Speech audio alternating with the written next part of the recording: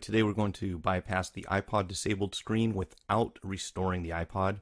This will work with iPhones up to 4S as long as it's running 5.01. It hasn't been upgraded to 5.1. So what we're going to do is first prepare the iPod ahead of time by putting it into DFU mode. In order to do that, we're going to go ahead and power it down.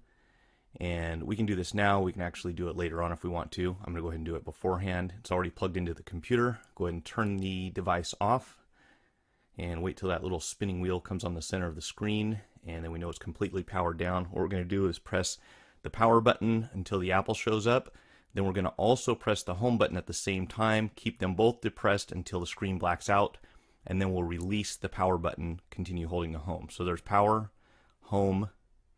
Go ahead and hold on till the screen blacks out, and then release the power button. Go ahead and keep on holding the home button until you see the device appear in DFU mode on your computer. You should have a dialog, or if iTunes hasn't already opened, it probably will, and tell you that you need a restore. Once you close out of that, we're going to go ahead and open up the Gecko toolkit here, and this will take a couple seconds to process. And I have black bars on the sides of my screen because I thought this screen capture software, well, it's new, so I'll have to live with that for now. Now the toolkit will open up here, and what we're going to do is select the bypass iTunes or iPhone disabled tab. It's the second one from the left. And once we do that, we can use the drop down to select our device. In this case, it's going to be an iPod second generation. You can see there's some other options there. Go ahead and click on the bypass button, and you'll have a prompt here that says to put the device into DFU mode, but remember, we've already done that beforehand. So you don't have to worry about that now, although you have the option of putting it into DFU mode at this point. Once we do that, we're going to go ahead and click on OK. And we'll have another dialog that opens up here. And what we're looking for down here at the bottom is the prompt that says the root password has been, or the password has been set to Alpine.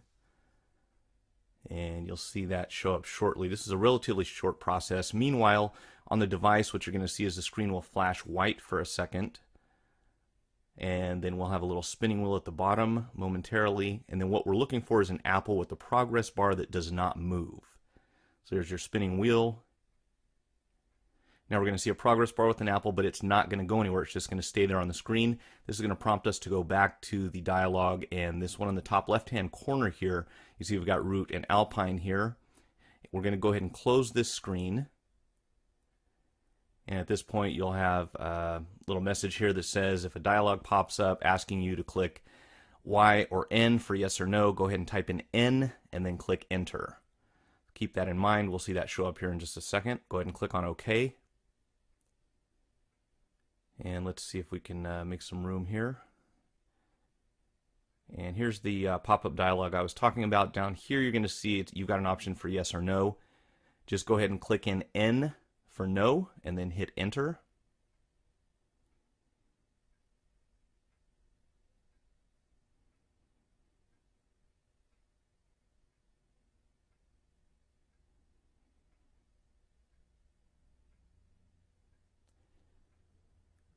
And that'll disappear. Go back on the iPod, and what we're looking for here is it's going to reboot. And when it does, we won't have the iPod disabled connect to iTunes message anymore. What we'll be able to do is enter our password if we know what it is. If you don't know your password, you will still have to perform this to bypass the iPod disabled screen. And then you can go to the other video that I have, which will actually show you how to read the password. But as long as you're an iPod disabled connect to iTunes, you cannot read the password. You have to bypass the screen first.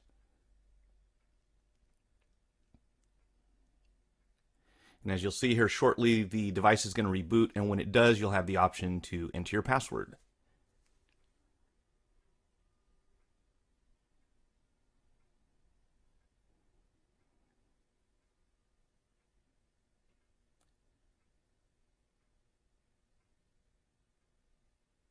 And now the disabled message, as you can see, is gone, and you have your password prompt.